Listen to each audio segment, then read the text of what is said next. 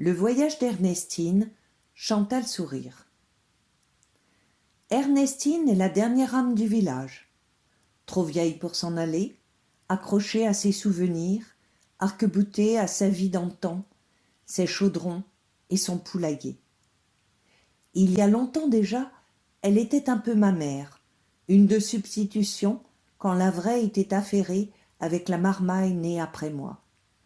6 frères et sœurs, apparus chaque année, naissance réglée comme un métronome. On avait cru que je serais fils unique, avant que ma première sœur pointe son nez, 4 ans après mon arrivée au monde. Ensuite, ce fut un feu d'artifice, 6 bambins braillards pendus à ses jupes. J'étais donc l'aînée.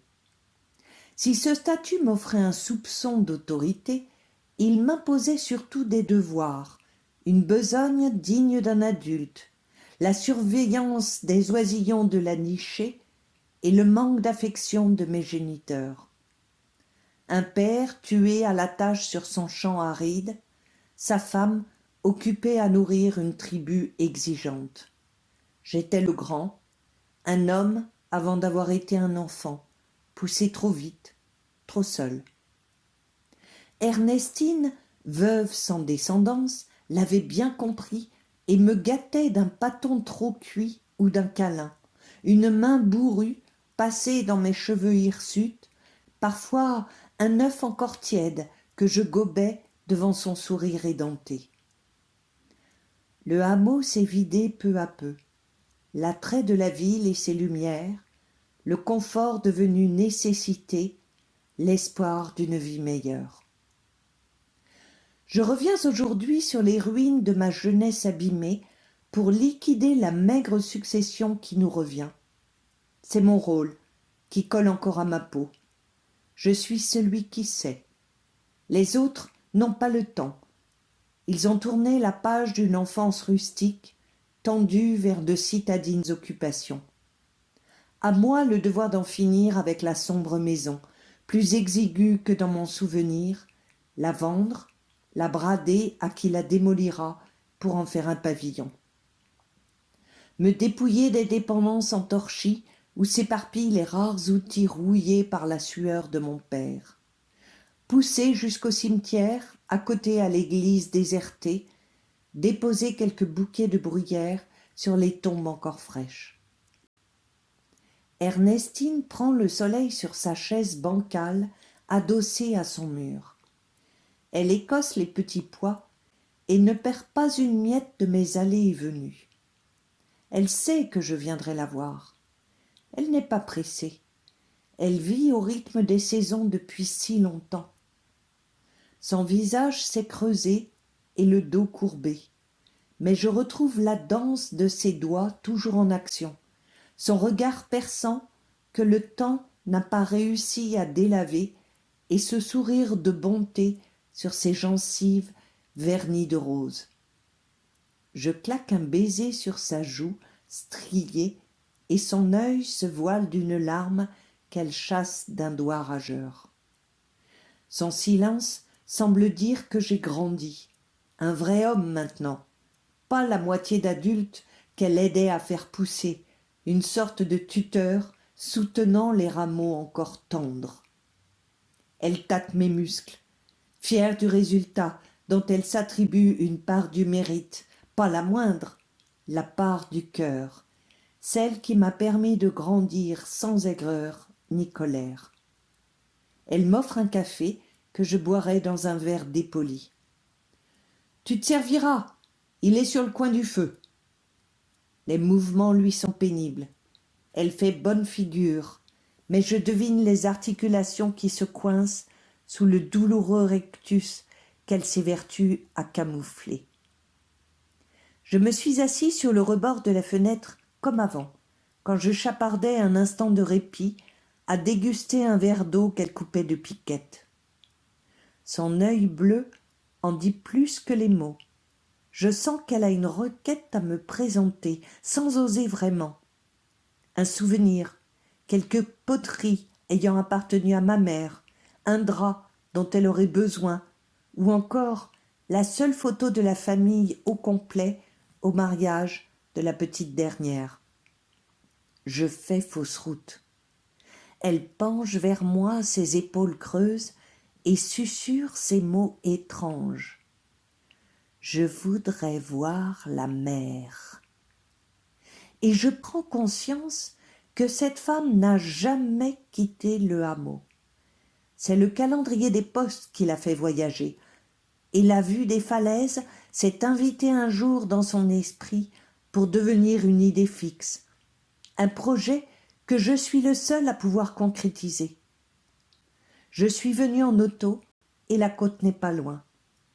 On ne peut l'atteindre à pied, mais la modernité raccourcit les distances. Sans réfléchir aux démarches que je dois entreprendre, la maison à faire visiter et les 1000 tâches qui m'attendent, je m'entends répondre comme une évidence. Bien sûr, Ernestine, quand veux-tu partir? Et la vieille femme de murmurer. C'est que je n'ai plus grand temps devant moi. Si on partait de suite. Nous sommes sur les routes depuis 1 heure maintenant. Le temps est clément. Un ciel laiteux, pas un seul nuage boursouflé de malveillance à l'horizon, et un petit vent qui s'engouffre par la fenêtre entr'ouverte. Les cheveux d'Ernestine volettent, qu'elle tente de dompter, en vain, d'une main sèche. Nous devrions apercevoir le rivage et ses longues plages de sable clair dans quelques minutes. Déjà, l'air iodé chatouille nos narines et les premières mouettes arrivent en criant leur car au perché pour nous souhaiter la bienvenue ou quémander un morceau de pain. Je réveille Ernestine. Elle s'est assoupie, bercée par le ronronnement métallique de ma vieille guimbarde. Elle se redresse, regarde à droite, à gauche, à se dévisser la tête. J'arrête la voiture. Nous descendons avec précaution. Ernestine enlève ses lourdes chaussures noires. Elle s'appuie à mon bras pour dérouler les bas épais qu'elle ne quitte jamais. Elle a perdu toute pudeur. Elle veut sentir le sable doux comme la plume sous la corne de ses pieds. Elle n'a toujours pas prononcé un mot. Elle s'avance vers les vaguelettes aux dégradés vert de gris, aimantée comme un enfant. Ne manque que la pelle et le seau. Ernestine a 4 ans. Elle sursaute au premier contact de l'eau. Elle est frisquette. Je lui fais goûter le sel dans la paume de ma main. Son premier regard pour moi, une gratitude emplie d'amour. Elle relève la jupe de coton fleurie de mauve et avance. Je la retiens de peur qu'elle ne trébuche. Nous longeons le rivage ourlé d'écume. Elle apprend les coquillages et les bouquets d'algues, les galets et les os de sèche. Le ponton de pierre et les souches mortes enrubannées des résidus de filets 100 fois ravaudés. Et au loin, en majesté, la roche trouée qui s'évanouit dans la mer, la falaise ocrée du calendrier. Ernestine tend la main. Elle voudrait la caresser, mais elle est fatiguée. Le voyage, le vent, l'émotion surtout. Sur la plaque de granit qui nous sert de banc, elle s'assoupit à nouveau. Je la laisse se reposer. Mais il est temps de partir. Le soleil est couché derrière l'horizon. Le soir tombe en emportant avec lui la tiédeur du jour.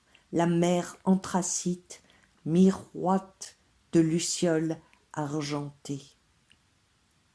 Je secoue doucement le bras de la vieille femme affaissée sur mon épaule. Elle ne se réveille pas. Je secoue à nouveau son bras. Un bras si maigre.